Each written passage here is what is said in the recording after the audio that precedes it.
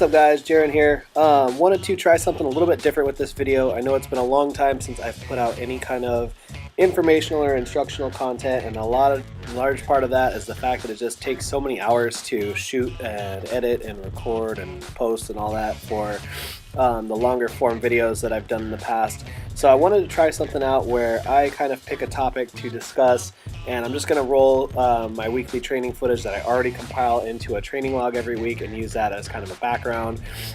And hopefully this gives me an opportunity to kind of maybe delve into some topics a little bit more deeply than just some of the passing conversations that happen in the gym. So we will see how that goes. Please be sure to let me know if you like this kind of video, or if you even like the content that I'm putting out. That way I can continue to make it better, and I'm sure this will end up its own kind of format over time, but for right now we will start here and we will figure the rest of that shit out as I go. So today I wanted to talk about some of the things that I use for coaching the lifters that I have here in the gym, and that I also use for myself.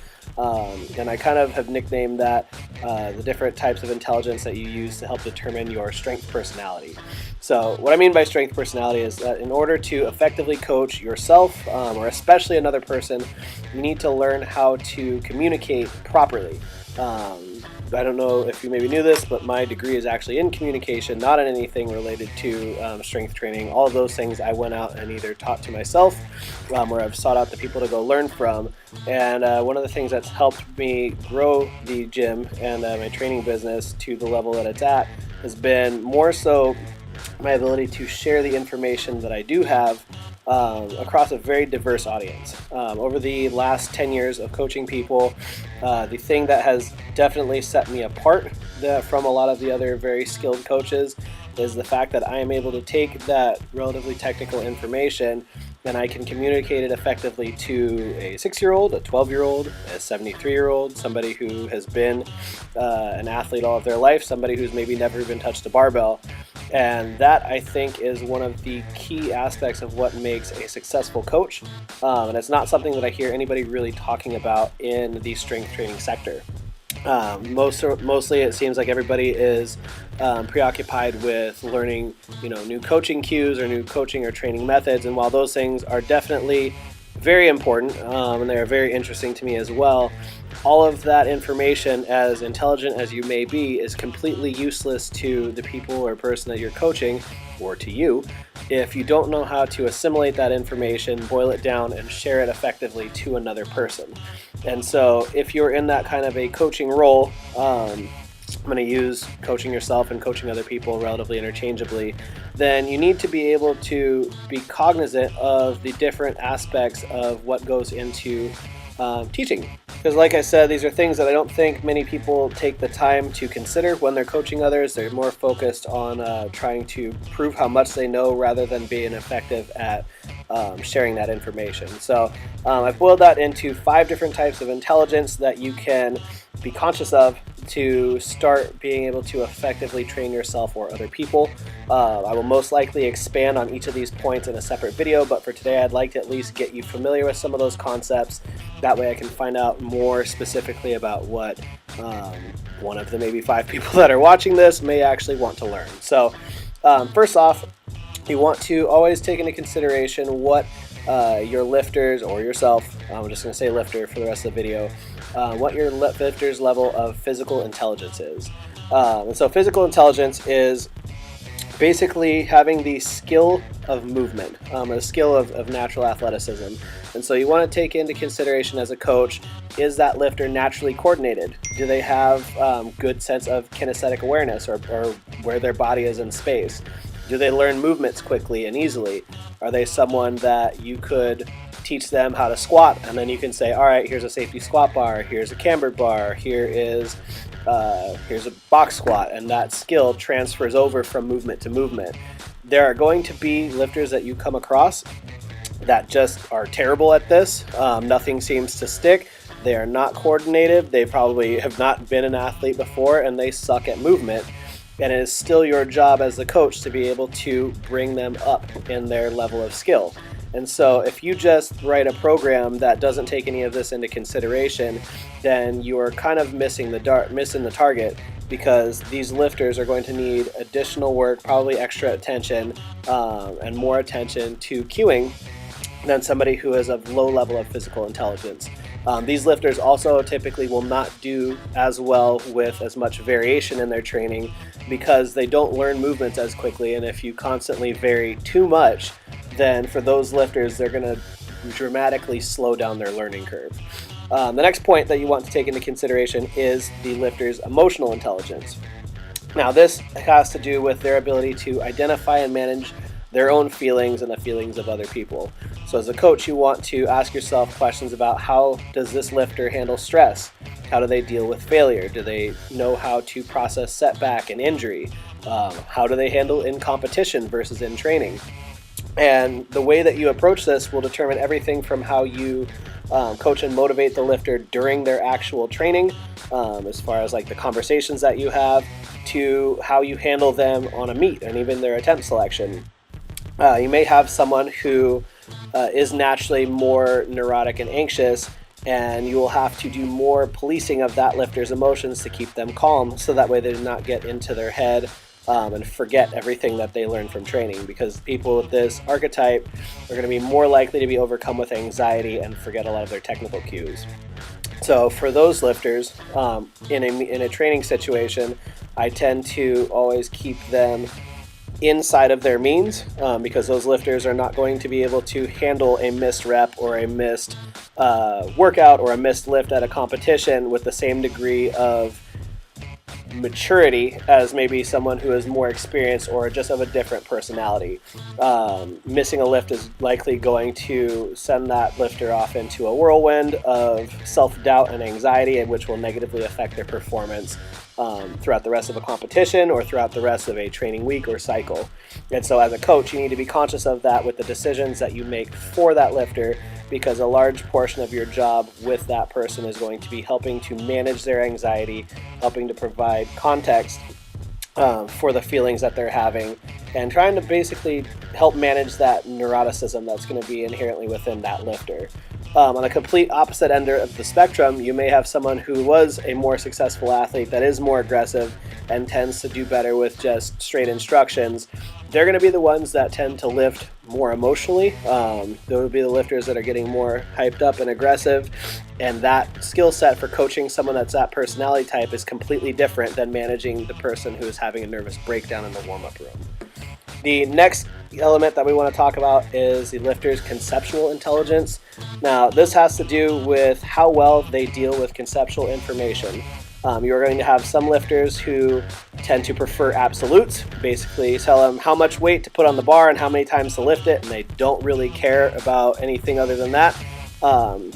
For those lifters, you're going to definitely still provide feedback, but your feedback is going to be short and direct, as opposed to someone who needs a higher level of context with their instruction. And I would consider myself on that side of the spectrum.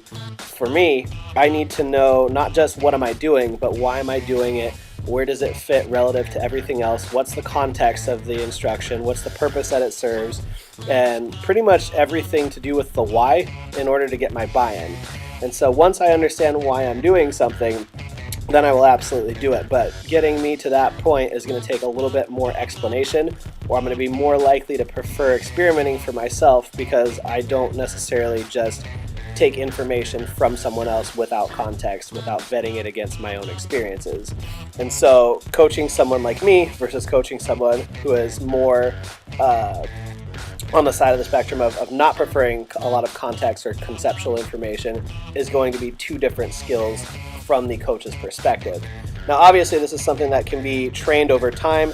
You're going to have people on different ends of the spectrum, and I would like to think that maturing as a lifter starts to move you down the spectrum of being able to understand a lot more of the context and having that higher emotional intelligence as well. But you're going to get lifters that are going to be on different places of that spectrum, and you're only going to ever move them so much.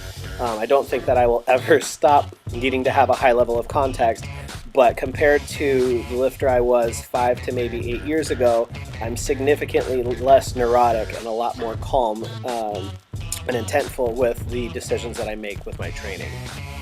Now, the next aspect is going to be the lifter's personal motivation style. You're going to have some people who are more goal-oriented, and they're going to strive and fight for the sake of attaining a specific goal. These would be the lifters who said, I'm going into this meet because I want to, deadlift 600 pounds, and that's what I came here to do. And the other side of the spectrum, you're going to have someone who is more process-oriented. This is me again.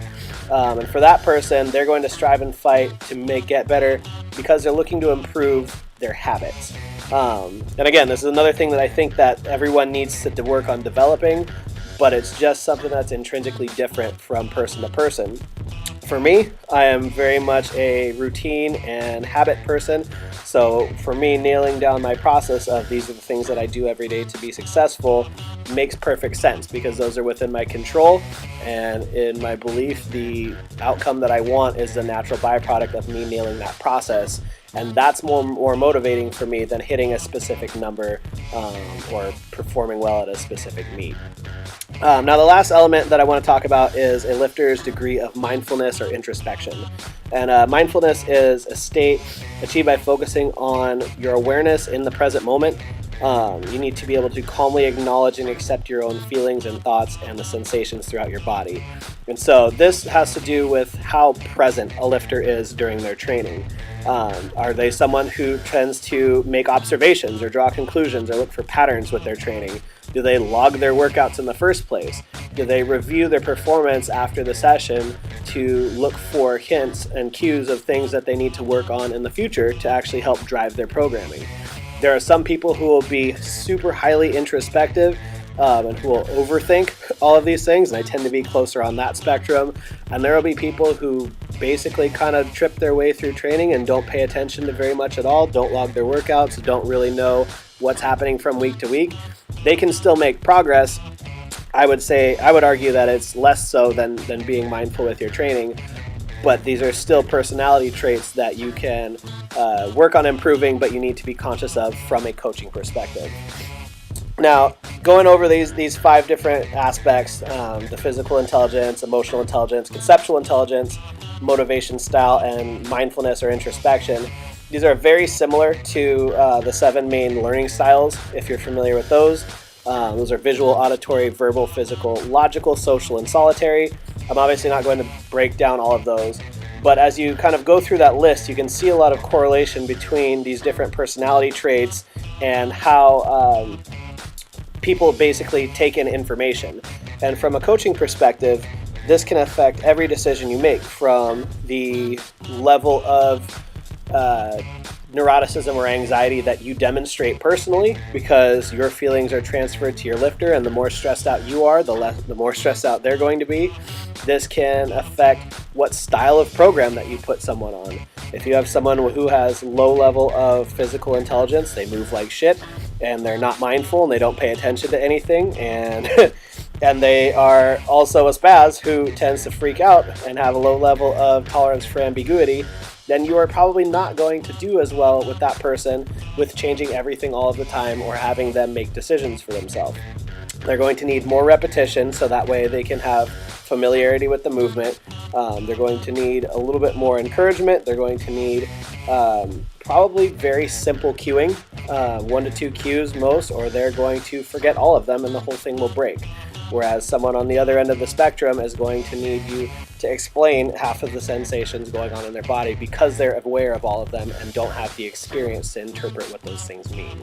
And so, as you can kind of see going over this, if you think back on just some of the people that you maybe have met in the gym, or even through your own training, identifying some of these things within yourself, you can see that it becomes crucially important to know how to read people and how to communicate with people if you're going to transfer any information to them. And this is a skill that I believe is at the heart of coaching, as opposed to programming or just even personal training, where none of this is necessarily as important. and it's something that I'd love to spend a little bit more time expanding on. So hopefully this has been interesting to you. If it has, please leave me some feedback so that I can continue to build on some of these ideas and make them better or more entertaining or informational. So that is it. I hope you enjoyed the video. If you did, please like it and subscribe to my channel. And as always, be sure to check out the gym's website at www.savagegym.com.